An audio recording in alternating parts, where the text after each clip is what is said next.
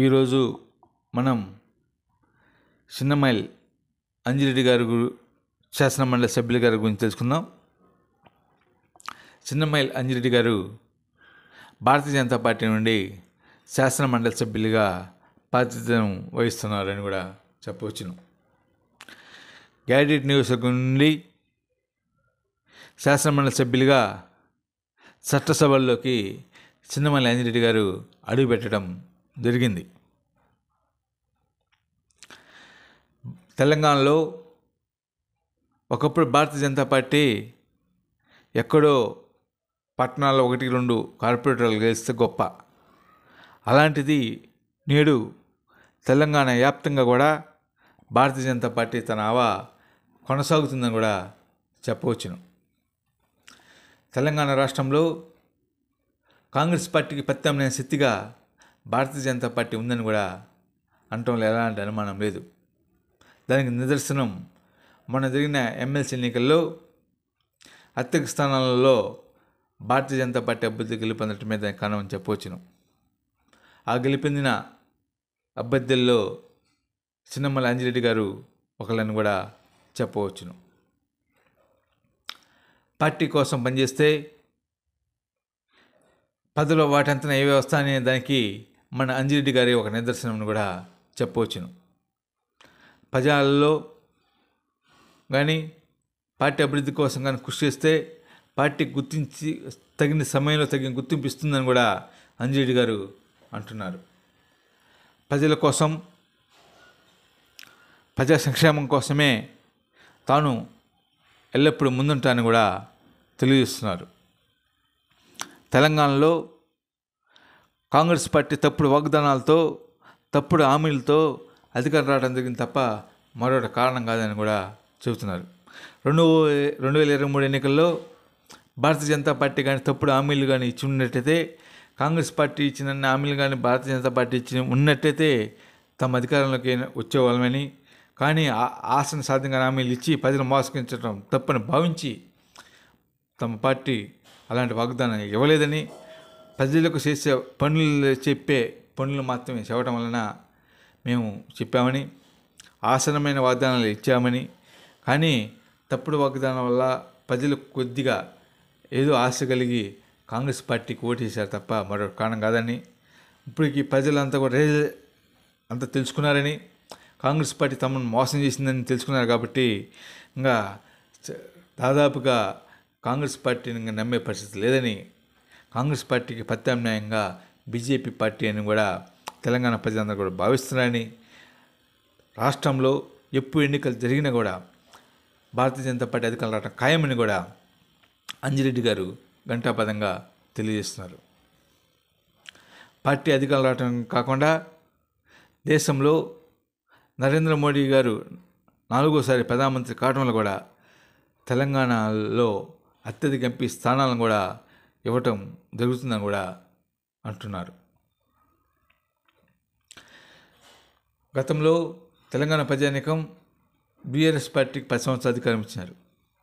BRS party కూడా ఏదో ప్రజలు చేస్తానని భావిస్తే వాళ్ళు అంతా అవినీతి చేసి సొమ్ము మొత్తం దోసుకొని, తెలంగాణ సంపదను, సహజవనం మొత్తం దోసుకొని కేసీఆర్ కుటుంబం బాగుపడింది తప్ప తెలంగాణ ప్రజలు కూడా ఒకరికో బాగుపడిన దాఖలా లేవని, అందుకనే ఆ కేసులు మొత్తం నేడు వల్ల అనేక మంది అధికారులు జైలుకి వెళ్తున్నారని, కొంతమంది రాజకీయ నాయకులు కోర్టుల చుట్టూ తిరుగుతున్నారని కూడా, వాళ్ళు చేసిన అక్రమాల వల్ల నేడు అంతా కూడా తెలంగాణ అస్తవ్యస్తంగా ఉందని కూడా అంటున్నారు.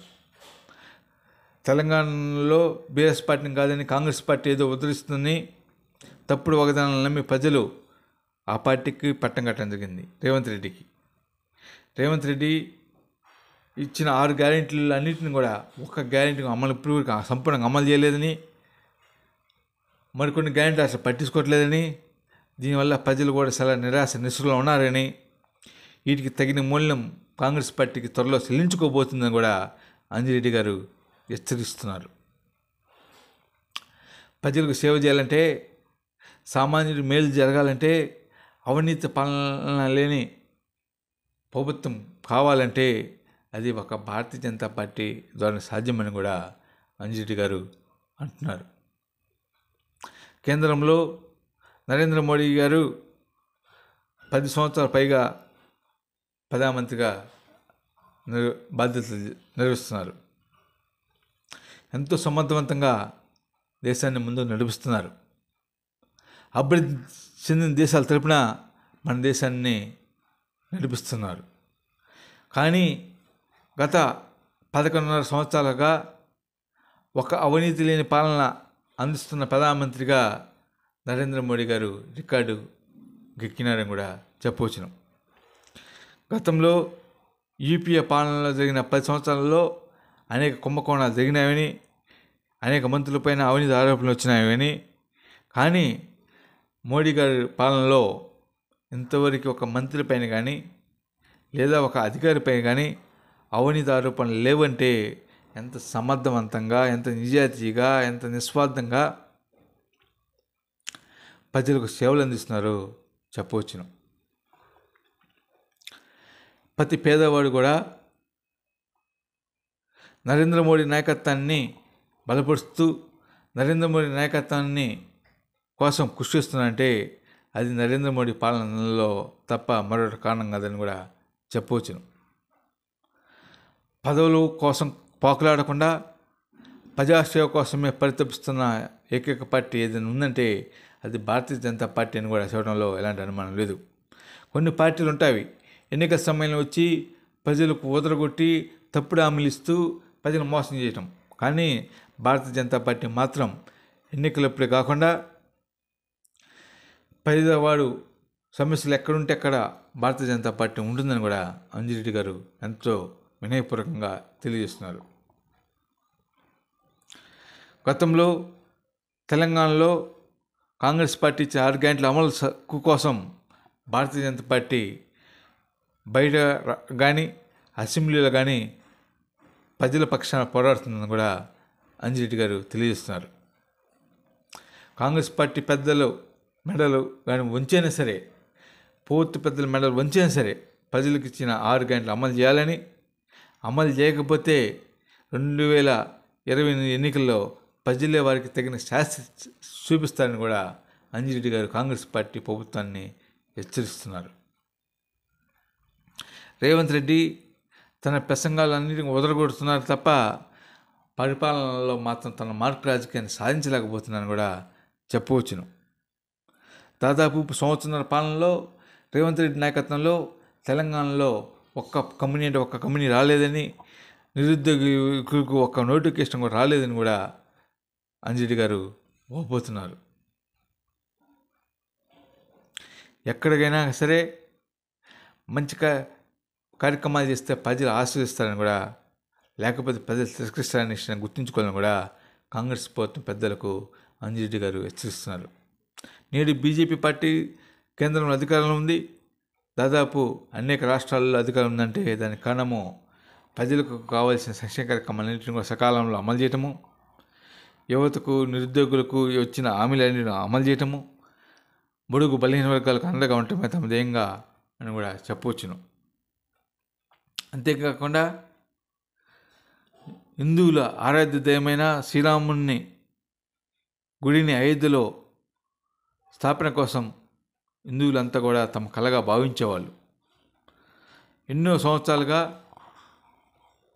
కోర్టుల ద్వారా పోరాటం చేసి భారతీయ జనతా పార్టీ అయోధ్య మహానగరంలో శ్రీరామచంద్రునికి ఒక గుడి నిర్మించి హిందువుల కళలను నెరవేర్చిన ఘనత భారతీయ జనతా పార్టీకి దక్కిందని కూడా అంజిరెడ్డి గారు ఎంతో భక్తిపూర్వకంగా తెలియజేస్తున్నారు. భారతీయ జనతా పార్టీ నాయకత్వంలో అన్ని వర్గాలకు మేలు జరుగుతుందని కూడా తెలియజేస్తున్నారు. భారతీయ జనతా పార్టీలో పేదలకు కూడా సంక్షేమ ధ్యేయంగా, అదేవిధంగా ఇల్లు లేని వాళ్ళకి ఇల్లు ఇవ్వటము, అదేవిధంగా 3 పూట్ల అన్నము పెట్టేలాగా సంక్షేమ కార్యక్రమం అమలు చేయటమే భారతీయ జనతా పార్టీ ధ్యేయమని కూడా అంజిరెడ్డి గారు చెబుతున్నారు.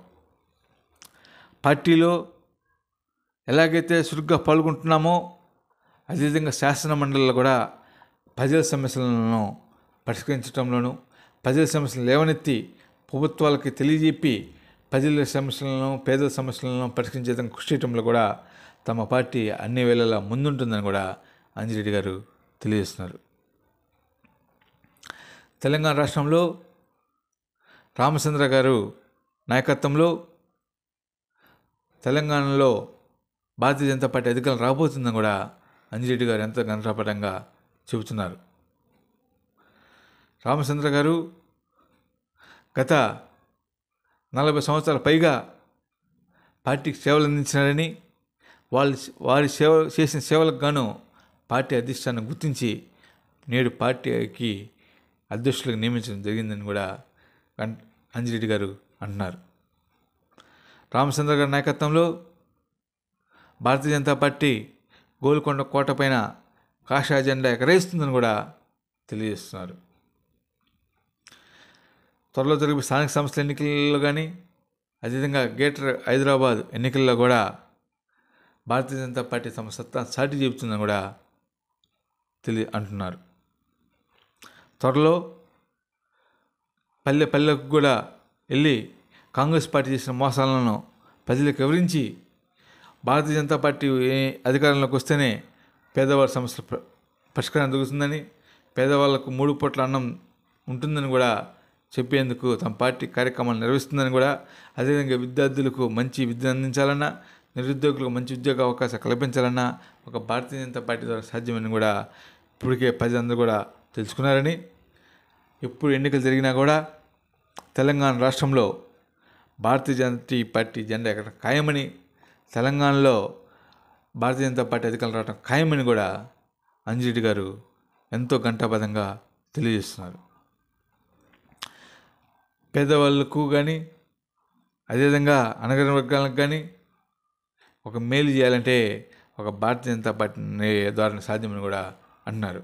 అదేవిధంగా కేంద్రంలో కూడా 4వసారి కూడా ప్రధానమంత్రి నరేంద్ర మోడీ గారి నాయకత్వంలో మరొక్కసారి అధికారం రావడం జరుగుతుందని కూడా అంజిరెడ్డి గారు అంటున్నారు. 4వసారి కేంద్రం నరేంద్ర మోడీ నాయకత్వంలో రావడం ఖాయం.